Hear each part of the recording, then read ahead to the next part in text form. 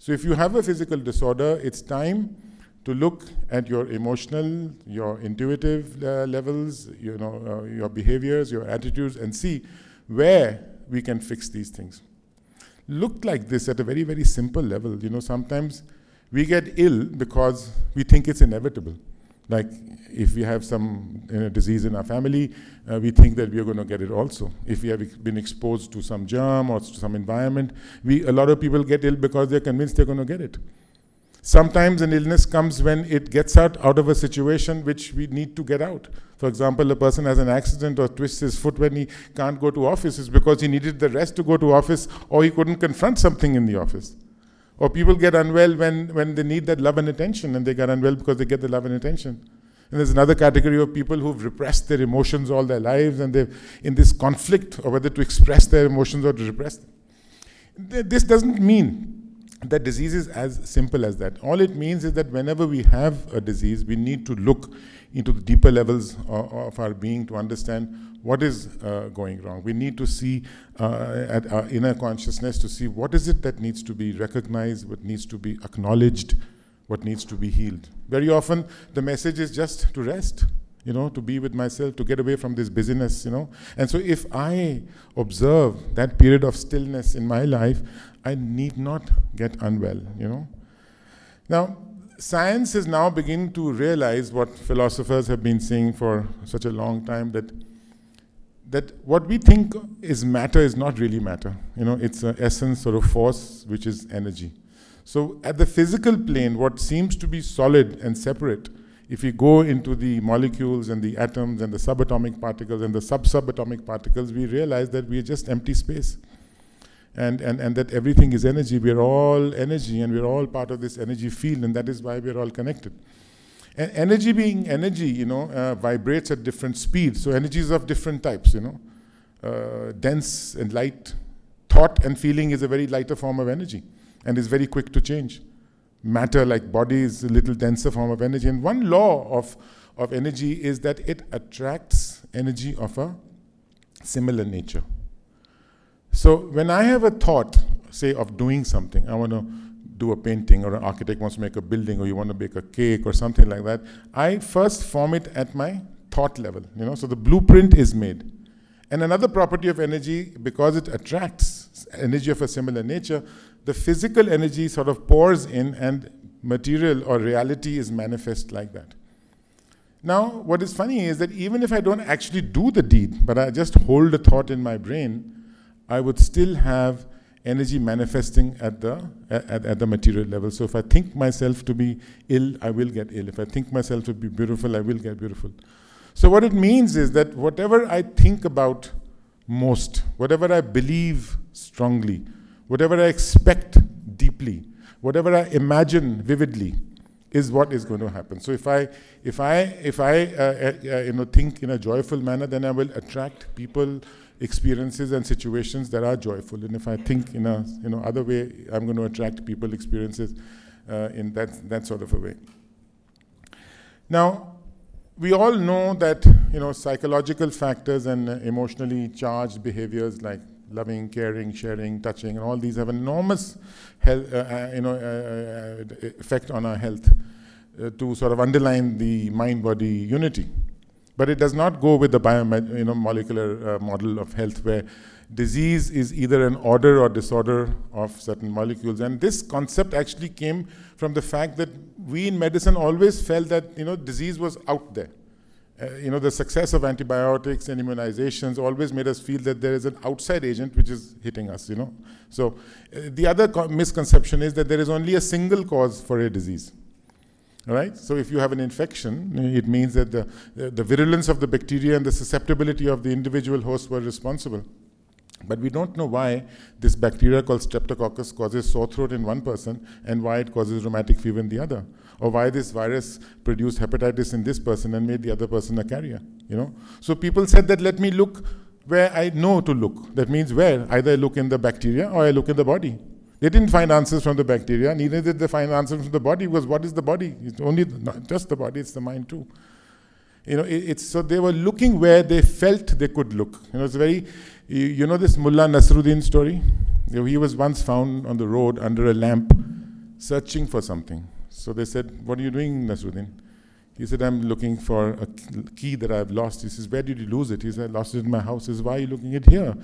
He said, because the light is good here. So we are looking in medicine and areas where the light is good. I must say that we have found many lost keys, and we have done a lot of other miracles in medicine.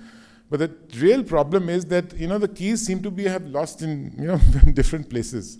And every alley that we go down, it's a dark alley where one thing pops out, the human factor. And what is the human factor? It's our joys, our happiness, our sorrows, our depression, our helplessness, and all these things play a role in disease. And when people were investigating cardiovascular disease, they found that smoking, obesity, and all these things which are normally considered things were not as important as job satisfaction. Studies also showed where recoveries from the ICU was not important of the treatment they got, but what the social support system they had, Or medical students who had poor parental relationships went on to develop cancer, or people who had bereavement or grief and death of a spouse, they actually measured the immune system, the B cells and the T cells, and they found lowered activity of these immune cells. Patients who were angry, irascible, truculent did much better than very passive patients. These are all strange things. There's an interesting story about when they were trying to discover the cause of heart disease, and they thought that cholesterol is one of them. So they did this study where they fed rabbits with a lot of butter, 100 rabbits. At the end of 3 months, they sacrificed the rabbits, they opened the arteries, and lo and behold, full of the butter. But this small group of rabbits did not develop this. And they said, hello, what is this? And they looked around and they saw that this group of rabbits were being fed by a person who loved animals, who used to stroke them, who used to do puchi-puchi to them, and all those things.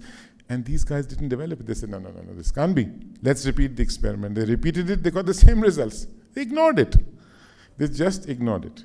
So this has been a very bad habit of doctors to ignore certain things that happen and dismiss them as, anomalies and things like that.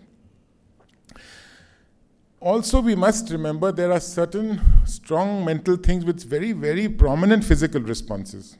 Take a thing like hypnosis. And under hypnosis, people have had hot irons put on their skin and been told that I'm putting a block of ice, and they say, ooh, it's very cold. Up till there I can understand, but these guys didn't burn.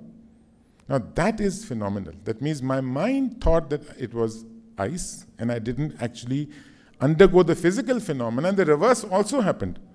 When I put ice and I told them this was something hot, people developed blisters.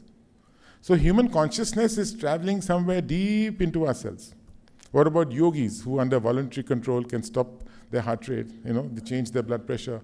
Somehow, how it's being done somehow through the powers of the mind.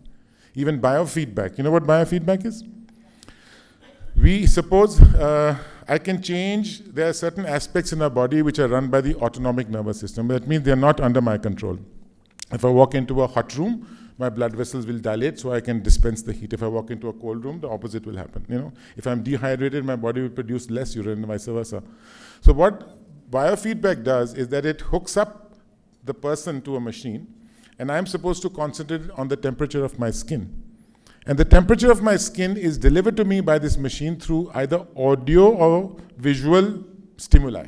For example, if the temperature is recorded by ticks, I can increase the number of ticks and increase the tick, tick, tick, tick, and I increase the temperature, or I decrease the size of my blood vessels. Now, how has this happened? This is something which is purely autonomic, which I have no control over, but when I use my mind, it can happen.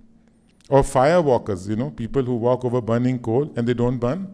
Why? Because they say my deity is protecting me, my God is protecting me, and they do not actually physical burn. People who are under psychedelic experiences have shown to not be allergic anymore to substances they were allergic to, or be unresponsive to the pain stimulus completely. Not they were completely drunk or something, but these were under LSD experiments actually, where people who were allergic to certain substances just did not show the allergies. And there is my favorite story about when Andrew Weil talked about the chapter in his book, which was why warts fall off. You know a wart?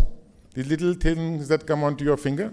Now, a wart is actually a real thing. It's a tangible thing. It's a little fibrous tissue tumor made from a particular virus on the skin. And you know how many cures there are for warts? Hundreds.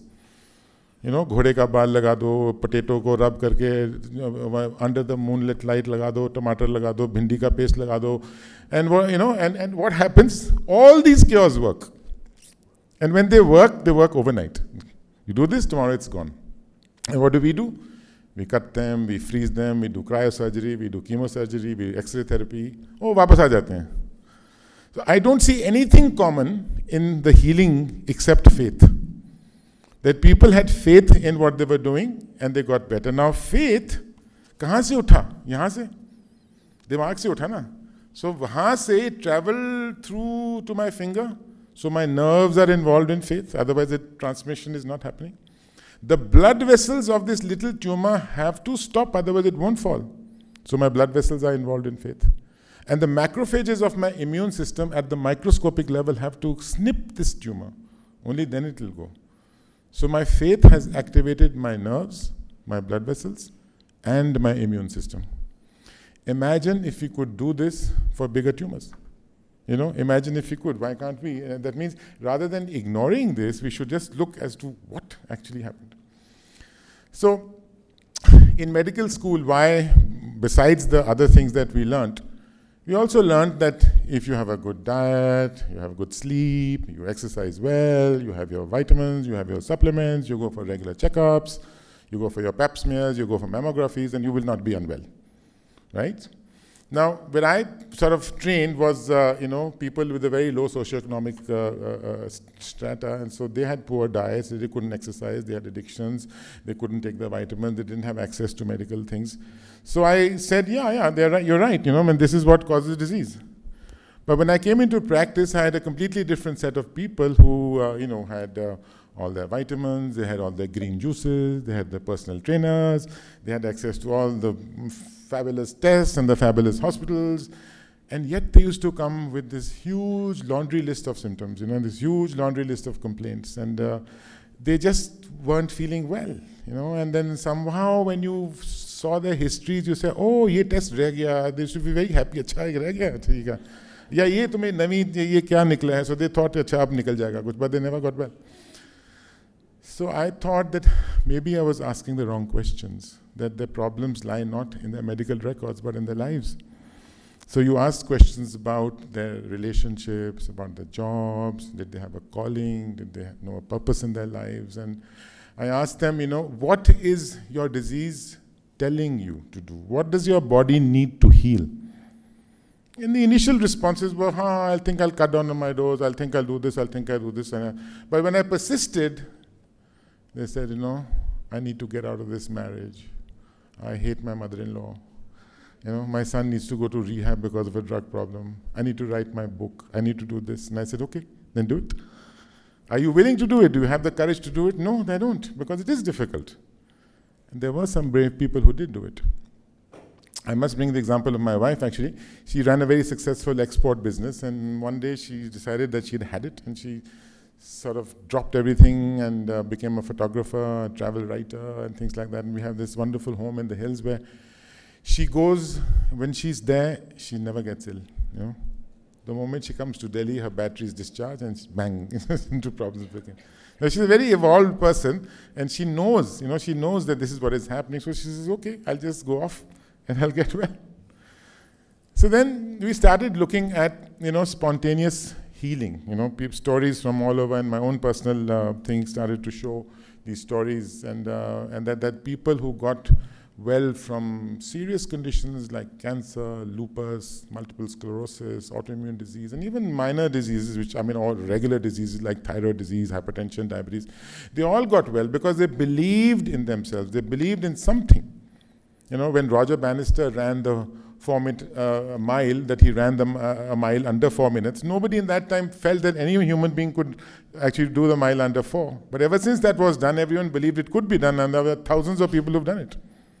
But still, the scientific brain said there has to be some other reason. These are real physiological changes taking place inside a person's body. What is it? I need to find an explanation as to what is the science behind, mind-body healing.